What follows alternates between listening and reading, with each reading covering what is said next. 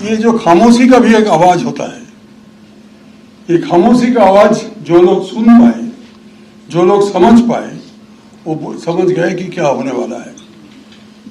हिंदुस्तान में शायद ही किसी राज्य में 97-96% जो कि हमारे अध्यक्ष जी ने बोला कि पोलिंग हुआ है इस बार।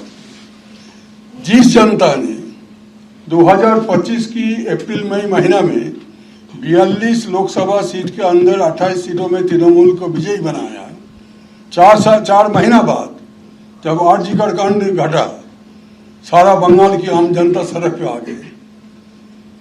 लाखों की संख्या में ये लोग राजनीति के साथ सब जुड़े हुए नहीं थे, सिर्फ बंगाल में नहीं, सारा हिंदुस्तान में, हिंदुस्तान के बाहर भी जो प्रवासी भारतीय लोग हैं वो भी वीकेंड में अपना प्रदर्शन किया। That was the last warning of the people to the previous government and the chief executive who can not read the writing on the wall, she is finished, his party is over. Ritabrata তৃণমূলকে দলে নেওয়ার থেকে এই 3 প্রাক্তন তৃণমূল সাংসদকে দলে নেওয়া অত্যন্ত গুরুত্বপূর্ণ বিজেপির কাছে, কারণ দিল্লিতে সাংসদদের সংখ্যাটা বাড়বে, তাই তো মনে করেন প্রদীপদা? দেখুন, তার থেকেও বড় কথা এই তিনজন আজকে প্রমাণ করলেন যে তৃণমূল কংগ্রেসের যে রাজনীতি সেটা ক্রমশ অপ্রাসঙ্গিক হয়ে যাচ্ছে। তার কারণ তৃণমূল কংগ্রেসেই এনারা তৃণমূল কংগ্রেসেরই রাজ্যসভা সদস্য ছিল, পদত্যাগ করলেন কেন? তার কারণ যখন দেখলেন মানুষ তৃণমূল কংগ্রেসের থেকে বিমুখ হয়ে গেছে, তখন তারা বুঝতে পারছেন যে তৃণমূল কংগ্রেসের যে রাজনীতি, সেই রাজনীতির সঙ্গে যদি তারা থাকেন তাহলে তারাও জনবিচ্ছিন্ন হয়ে যাবে। ফলে যারা সঠিক রাজনীতি করতে চান, সঠিক পথের রাজনীতি করতে চান, তারা জনগণের সঙ্গে যারা যেভাবে থাকা উচিত, যাদের উন্নয়ন যাতে হয়, সেই যজ্ঞে তারা সামিল হওয়ার চেষ্টা করেছেন। তবে এখানে একটা গুরুত্বপূর্ণ বিষয় যে শ্রমিক ভট্টাচার্য রাজ্য সভাপতি, তিনি বারবার আমাদেরকে শ্যামাপ্রসাদ মুখার্জির কথা বলছেন।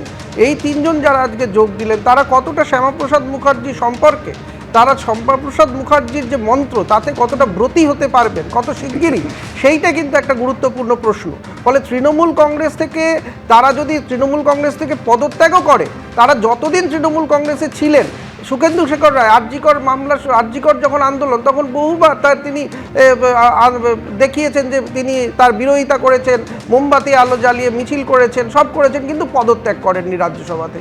ফলে এই কোন জায়গায় কোন সময় রাজ্যসভা থেকে পদত্যাগ, তারপরে শ্রমিক ভট্টাচার্য অসুস্থ হচ্ছেন, তাকে দেখতে যাচ্ছেন, তারপরে আজকে বিজেপিতে যোগদান করছেন। ফলে এইগুলো পর্যায়ক্রমে যেভাবে এগোচ্ছে, তাতে কিন্তু বিজেপি যে আলাদা রাজনৈতিক দল, তারা যে তৃণমূল কংগ্রেস দল ভাঙিয়েছে, তাই আমিও সেই দল ভাঙানোটা ক্রমাগত করে যাব, এইটা যেন না হয়। এই তিনজন তারা ভালো, ঠিক আছে, রাজ্যসভা একটা গুরুত্বপূর্ণ, যে সেখানে নির্বাচনে লড়তে হয় না, ফলে নির্বাচনে মনোনীত সদস্য এরা রাজ্যসভায়, ফলে সেই মনোনীত সদস্য তারা টেন্টেড নয়, ঠিক আছে, কিন্তু যারা নির্বাচনে অংশগ্রহণ করেছে, যারা সক্রিয় বিভিন্ন স্তরে, পঞ্চায়েত, কাউন্সিলর, তারপরে হচ্ছে আপনার বিধানসভা, এই সব জায়গার লোকজন যারা আজকে তৃণমূল কংগ্রেস থেকে পদত্যাগ করছে, তারা যাতে বিজেপিতে না ঢোকে, কারণ বিজেপি একটা নতুন আশার নাম, সেই আশায় যেন আগের সরকারের যারা কলঙ্কিত নাম তারা যেন না আসে, যতই তারা পদত্যাগ করুন, এইটা কিন্তু বিজেপিকে এনশিওর করতে হবে।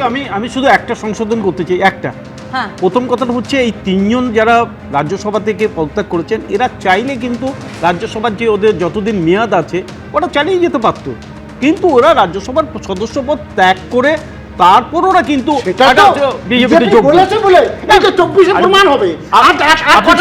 দেখুন আপনি ছিলেন সেখানে, বলেছে বলে আপনার কানে কানে বলেছে, আপনার কানে কানে বলেছে, আর কটা দিন আপনার কানে কানে বলেছে, নিশ্চয়ই আপনার কানে কানে প্রমাণ হলো, উনি তো নিজেই বলছেন। আরে যে দেখতে থাকুন, যে উনি তো বলতে করবে রাখো, এমন কোনো কথা নেই। শ্রমিক বাবু তো কারোর কথা শোনা যাবে না, এক এক করে প্লিজ সবাই মিলে বলে কারোর কথা শোনা যাবে না। কেন তারা তৃণমূলে থাকবে সেটা বলুন। কোনো কথা নেই, এনাদেরই যে মনোনীত করবে বিজেপি সেটা কিন্তু এখনো ঠিক নয়। আমি বলছি যে যারা এখানে এসেছেন রাজ্যসভার থেকে পদত্যাগ করে তারপরে এসেছেন, ঠিক আছে, কিন্তু এই পদ্ধতি, এই ফর্মুলা যেন সার্বজনীন না হয়, সেইটা কিন্তু বিজেপির রাজ্য সভাপতিকে দেখতে হবে। যে অনেকেই আজকে বিজেপিতে যোগদান করতে চাইবে যারা তৃণমূলে টেন্টেডরা যেন না আসতে পারে, যতই তারা পদত্যাগ। এটা কিন্তু নৈতিকতা, এটা কিন্তু নৈতিকতা যে তুমি একটা দলের টিকিটে নির্বাচিত হয়েছো, তারপর ওই টিকিট শুদ্ধ তুমি নির্বাচিত প্রতিনিধিত্ব রেখেই তুমি আরেকটা দলে যাচ্ছ, এটাও নৈতিকতা।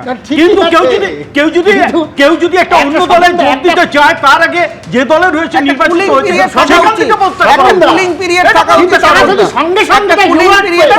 করা উচিত। সঙ্গে সঙ্গে যদি reward পেয়ে আরে যায়, তখন বড় সন্দেহ হয়। রাজনীতি করে একটা সঙ্গে সঙ্গে না, না, না, এই তিনজন যদি সঙ্গে সঙ্গে রিওয়ার্ড পায়, তাহলে এই বিজেপি করে লাভটা হলো কি? যারা সত্যিকারের বিজেপি করলো তাতে কার লাভটা? সবাই সত্যি নিশ্চয়ই তো এই তিনজন একদিকে আমরা দেখলাম সুখেন্দু শেখর রায়, সুস্মিতা দেব, প্রকাশজিৎ বড়াই তারা একেবারে সোজাসুজি বিজেপিতে যোগদান করলেন। অন্যদিকে নবান্নে মুখ্যমন্ত্রীর সঙ্গে বৈঠক প্রসেনজিৎ চট্টোপাধ্যায়ের। সোমবারই আমরা দেখেছি প্রসেনজিৎ চট্টোপাধ্যায়ের বাড়িতে পৌঁছে যান অমিত শাহ। অমিত শাহের সঙ্গে সাক্ষাতের পর শুভেন্দু অধিকারীর কাছে এবার প্রসেনজিৎ চট্টোপাধ্যায়।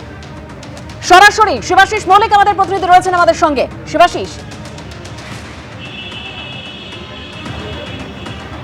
একদমই তাই। দেখো, শুরুতেই তোমায় বলে রাখি, গত 6 জুলাই আমরা দেখেছিলাম অমিত শাহ তিনি দেখা করতে গিয়েছিলেন উৎসব, অর্থাৎ প্রসেনজিৎ চট্টোপাধ্যায়ের বাড়িতে প্রসেনজিৎ চট্টোপাধ্যায়ের সঙ্গে, এবং সেখানে উপস্থিত ছিলেন শুভেন্দু অধিকারী সহ একাধিক বিজেপি নেতারা। এবং সেই জায়গায় কিন্তু আমরা শুনেছিলাম পারপাস হিসেবে বলা হয়েছিল, যেহেতু 12 বছর সম্পূর্ণ হয়েছে নরেন্দ্র মোদীর প্রধানমন্ত্রী হিসেবে, এবং এই 12 বছরের শাসনকালের সাফল্য তুলে ধরতে কেন্দ্রীয় মন্ত্রিসভার সদস্য হিসেবে অমিত শাহ এসেছেন বাংলার অন্যতম নক্ষত্র প্রসেনজিৎ চট্টোপাধ্যায়ের সঙ্গে দেখা করতে।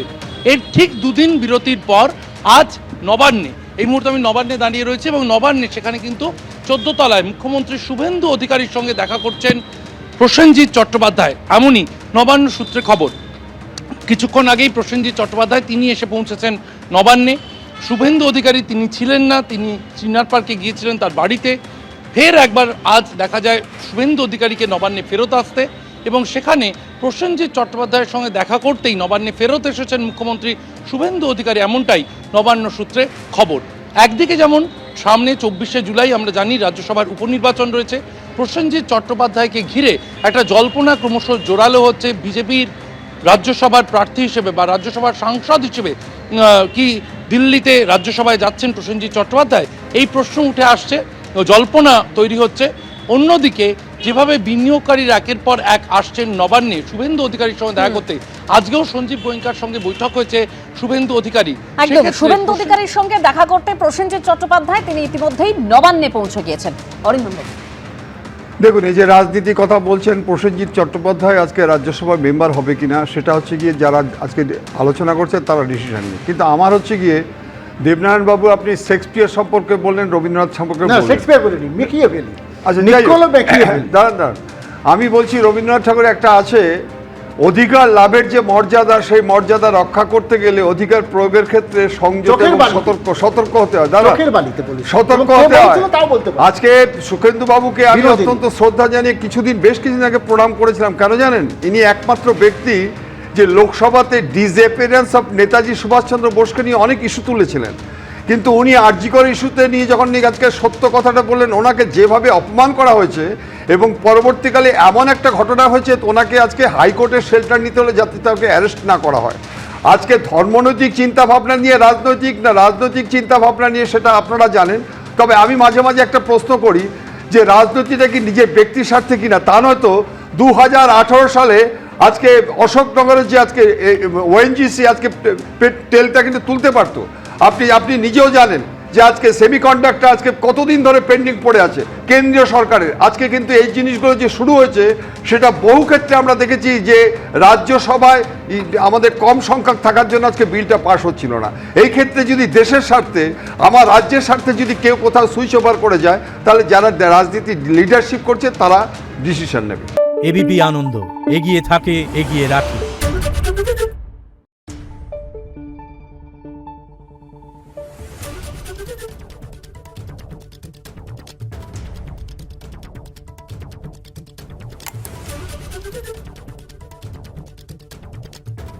Thank you.